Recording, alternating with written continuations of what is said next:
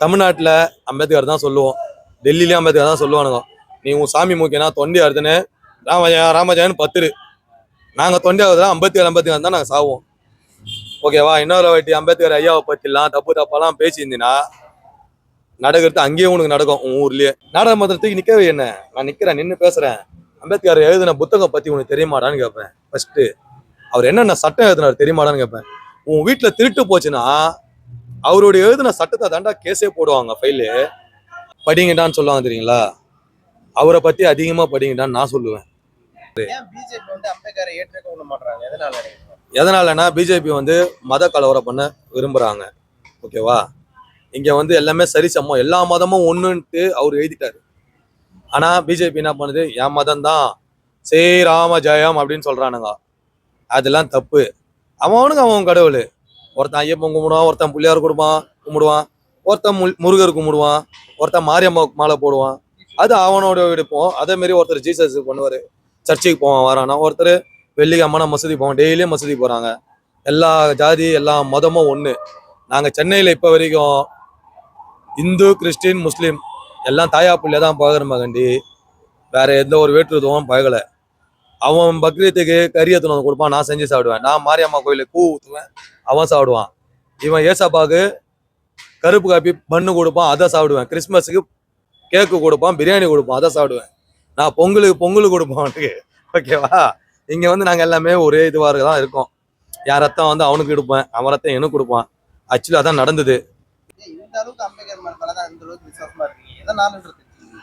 Bro, Ambedkar எதனால நான் விசுவாசமா இருக்கேன்னா, எல்லா மனுஷனும் சமம்னு சொல்லிட்டாரு ப்ரோ. அது ஒரே ஒரு தான் ப்ரோ. ஆமா ப்ரோ, பிறக்கும் போதும் சமமா தான் பிறக்கிறோம், சாவும் போதும் சமமா தான் சாவுறோம், எரிக்கும் போதும் ஒரே தொட்டில தான் எரிக்கிறாங்க.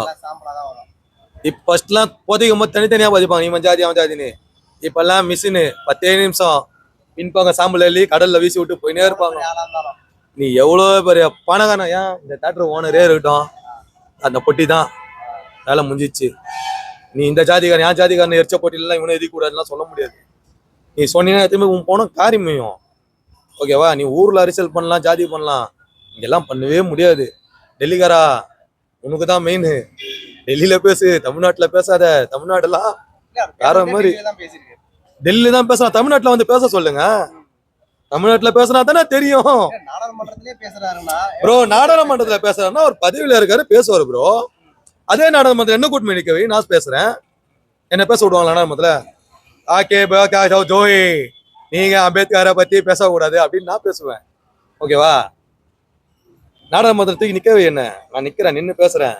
அம்பேத்கர் எழுதின புத்தகம் பத்தி உனக்கு தெரியுமாடான்னு கேட்பேன். ஃபர்ஸ்ட் அவர் என்னென்ன சட்டம் எழுதினார் தெரியுமாடான்னு கேட்பேன். உன் வீட்டுல திருட்டு போச்சுன்னா அவருடைய எழுதின சட்டத்தை தாண்டா கேஸே போடுவாங்க, ஃபைலு. உன் பொண்ணை கெடுத்துட்டாங்கன்னா கூட அவர் எழுதின சட்டம் தான். புரியுதுங்களா? முன்னேறி வந்தாலும் அந்த சட்டம் தான், முன்னேறலாம் அந்த சட்டம் தான் ப்ரோ. பதவி வருதுன்னா சட்டத்தெல்லாம் படிச்சு வந்தாதான் ப்ரோ. இப்போ உனக்கு பதவி வருதுன்னா அவர் எழுதின ஒரு சட்டம் தான். இந்த கேஸ் இருந்தா இவன் மேல வரக்கூடாது, போஸ்டிங்லயே வரக்கூடாது, போஸ்டிங் விட தூக்குவாங்க. ஓகேங்களா? அது எழுதுனா அதே அம்பேத்கர் ஐயா தான் அந்த சட்டத்தை வழிபடுத்திட்டு இருக்காங்க. ஹைதராபாத்ல செலவு வச்ச நீ தான் போய் ஓப்பனே பண்ண. ஏன் நான் அவன் போய் ஓப்பன் பண்ணேன், தாத்தா ஓப்பன் பண்ணாரா?